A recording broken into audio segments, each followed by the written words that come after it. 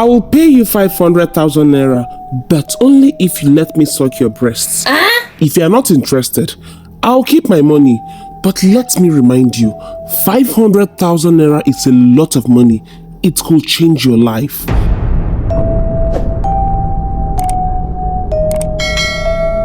Banke's life had always been a tale of determination. For 2 years, she endured the snide comments of neighbors and the sting of disappointment each time JAMB results were announced. But finally, her persistence bore fruit. She gained admission into the prestigious University of Calabar. Her excitement was unmatched, not just because she could finally pursue her dreams, but because it silenced the neighborhood gossips. For once, they congratulated her instead of mocking her family struggles. Before she left for school, Banke's parents sat her down for the kind of talk every Nigerian child recognizes. "Banke, my daughter," her mother started, her voice heavy with emotion. "This school you are going to is not your village. Stay away from bad friends, concentrate on your studies, and remember the child of whom you are." "Yes, Mama," Banke replied, nodding earnestly. "And no boys, no men, especially those promising heaven and earth with their money." Her father added sternly, "We sold the land your grandfather left us to see you through school. Make us proud, Banke." "I will, Papa," Banke said, her voice soft but determined. The sacrifices her parents made weighed on her heart. She promised herself that she would not let them down. Calabar was everything Banke had imagined: bustling streets, colorful markets, and a vibrant campus life that pulsed with energy. She moved into the hostel and met her roommate, Amaka, a stunningly beautiful girl from the east whose confidence lit up every room she entered. Amaka was the center of attention on campus.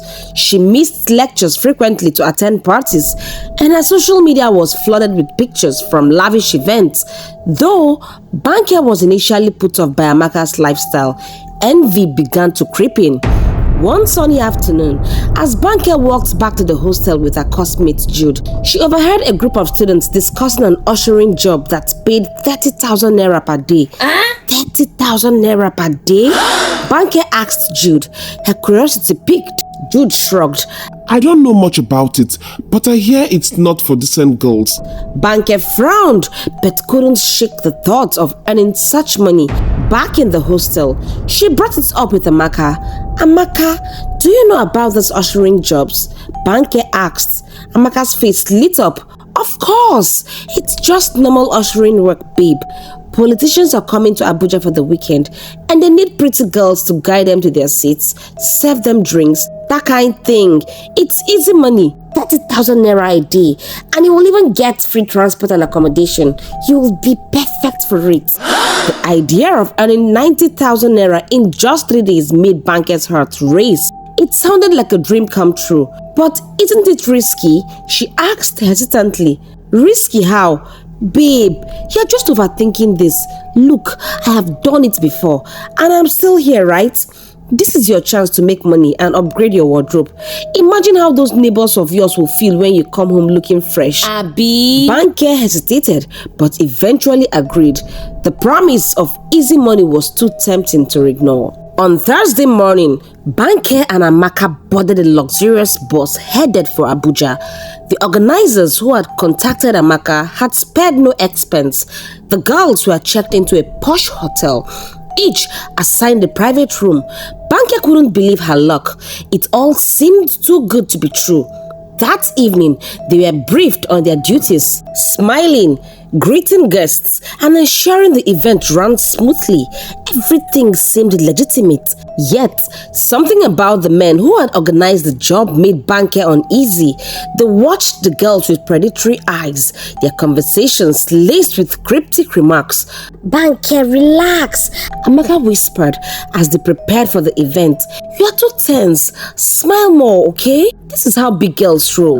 Banke tried to push her doubts aside, but her mother's words echoed in her mind. "Stay away from the things that look too good to be true."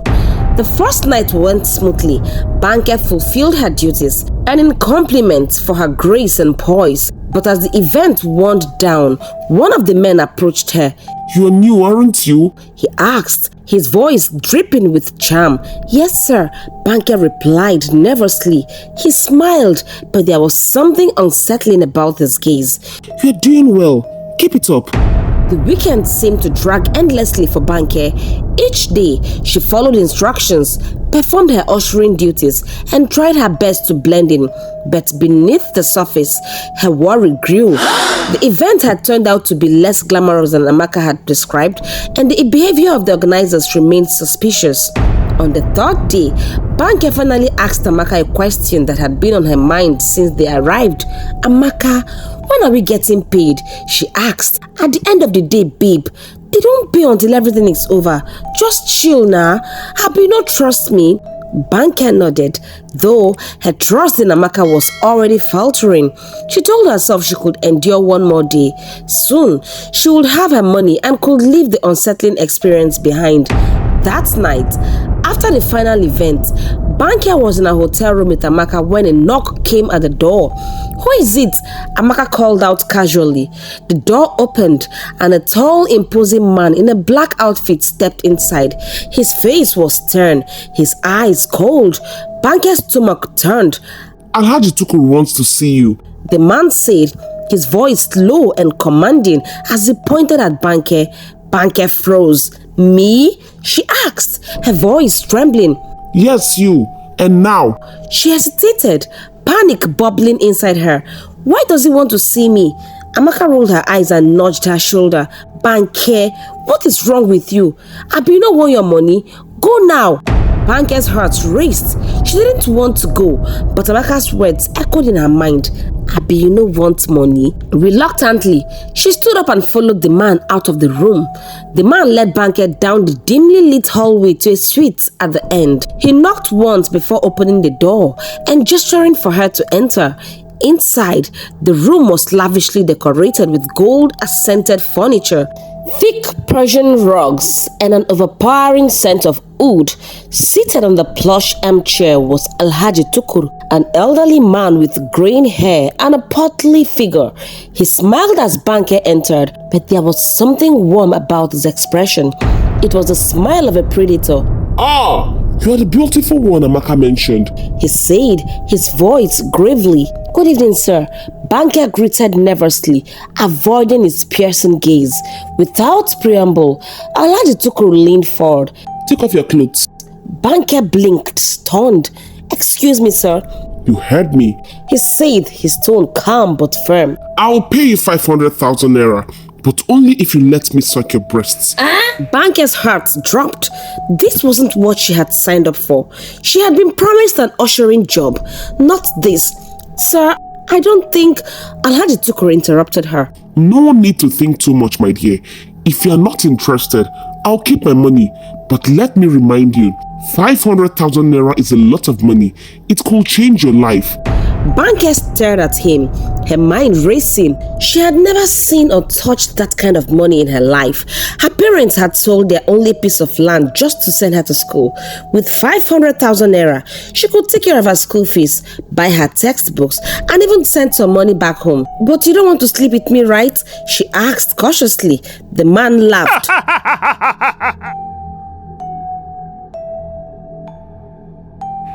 Banke's thoughts spiraled.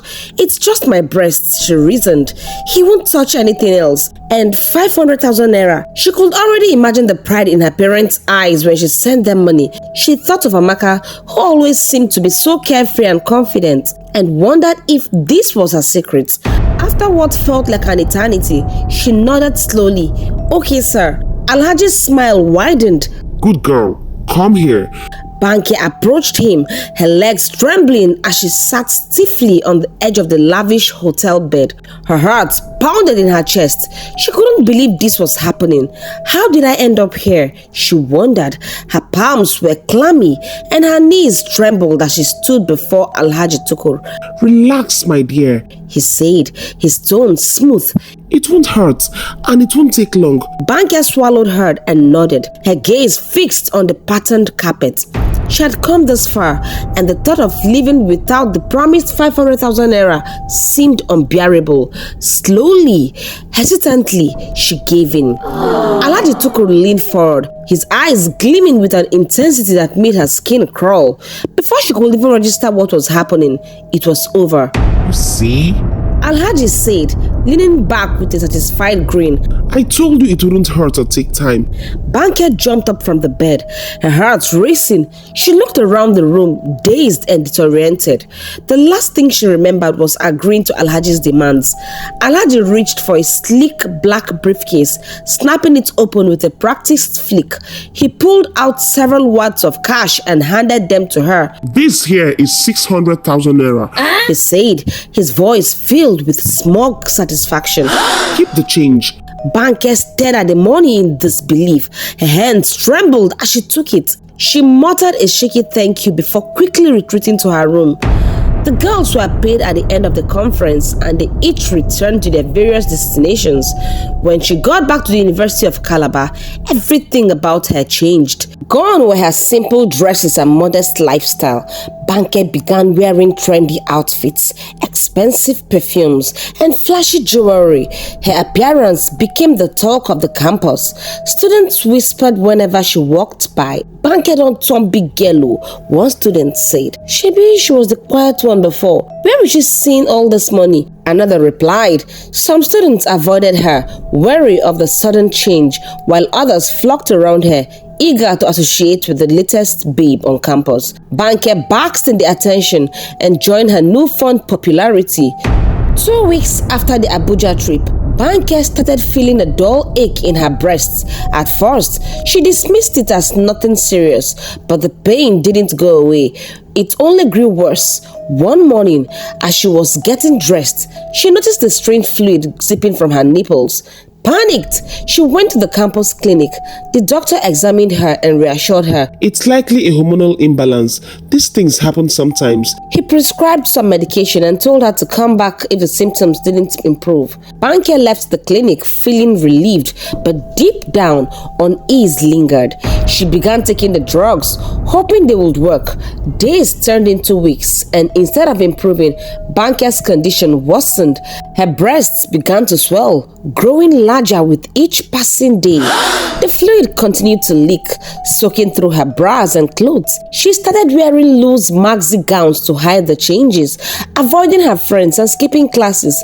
The whispers on campus grew louder. Why is Banke always covering herself these days? Maybe she's hiding something. Others speculated. The pain became unbearable, and her once glowing skin turned pale. The money she had earned from the ushering job was gone, spent on medications and hospital visits that yielded no results. One morning, Banke woke up and realized she couldn't do it anymore. Her breasts had grown so large and heavy that even walking was a struggle. She packed her belongings and left Calabar, boarding a bus to Akure. Her parents were shocked when she arrived home. The once vibrant and confident Banke now looked like a shadow of herself. Her father stared in disbelief, his mouth agape. Banke, what happened to you? Her mother cried, rushing to hold her, tears streaming down Banke's face as she tried to explain, but the words couldn't come. Her mother dabbed tears from her eyes with the edge of her wrapper. Her father stood by the window, his arms crossed, his face a mask of deep worry. The once bubbly girl who left for Calabar was now a shadow of herself, and they couldn't understand what had gone wrong. Banke, her father finally said, breaking the heavy silence. What is wrong with you? What is going on? How did you get like this? Banke shifted uncomfortably, avoiding their gaze.